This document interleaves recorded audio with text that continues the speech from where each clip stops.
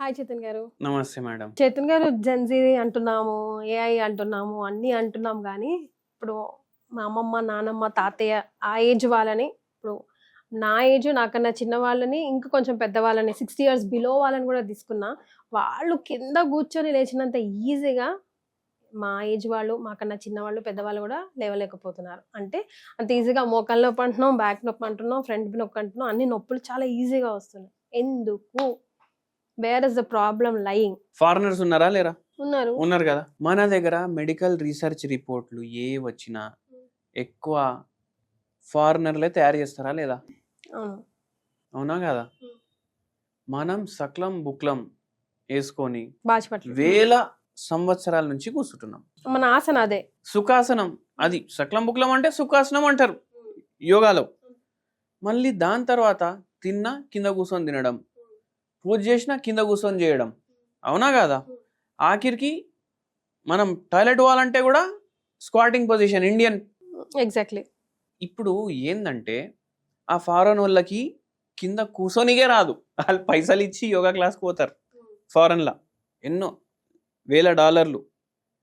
అప్పుడు వాళ్ళకు అది నేర్చుకోనికి 6 నెలలు అవుతుంది కింద నార్మల్ కూర్చోడానికి. అయితే ఏందంటే వాళ్ళు తయారు చేసిండ్రు కింద కూర్చోవద్దని. ఇప్పుడు మీరు ఏమన్నారు స్టార్టింగ్లో? ఏఐ అన్నారు కదా.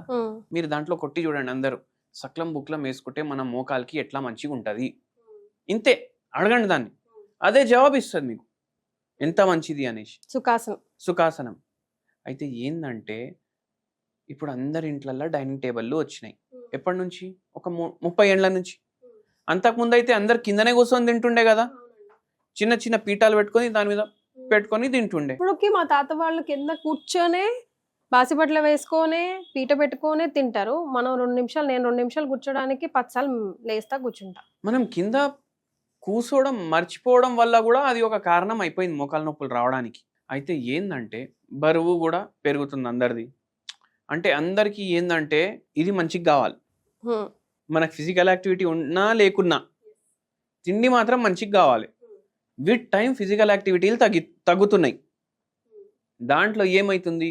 మోకాలు మీరు చక్కగా వాడుకుంటలేరు. మోకాలు మీరు చక్కగా వాడకపోయేసరికి ఇట్లా అవుతుంది. ఇప్పుడు నేను బ్రిలియంట్ ఎగ్జాంపుల్ చెప్తా మీకు.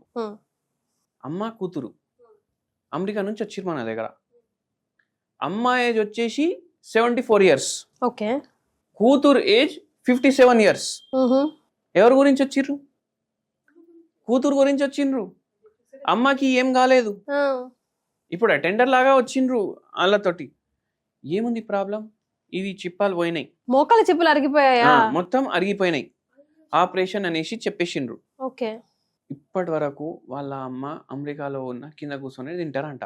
ఇప్పుడు పేరెంట్స్ ఇడికి వెళ్ళి పోతే అక్కడ పిల్లలకి హెల్ప్ చేయడానికి పోతారు కదా, వాళ్ళు జరగన్నా ఫిజికల్ యాక్టివిటీ ఉంటుంది. ఇప్పుడు కూతురికి ఏమో ఏదో జాబ్కి పోతారు, నిల్చొని పని చేయడం, కూర్చొని పని చేయడం, కూర్చొని తినడం.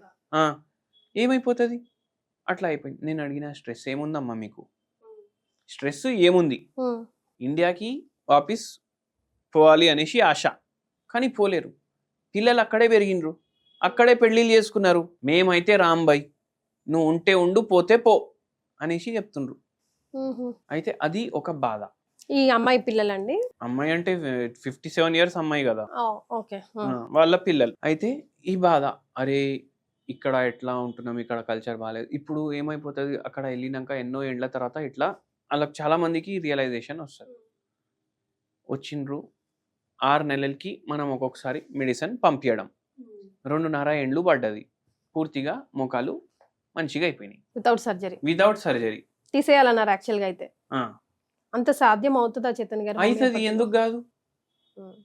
అంటే జనరల్ గా అందరూ డౌట్స్ అవి కాబట్టి నేను సాధ్యం అవుతుంది, ఎందుకు కాదు మీరు చెప్పండి. అచ్చా, మనకు ఒకటి మీకు చెప్తాను నేను, సాధ్యమా కాదా అనేసి మీరు అడుగుతుండ్రు కదా.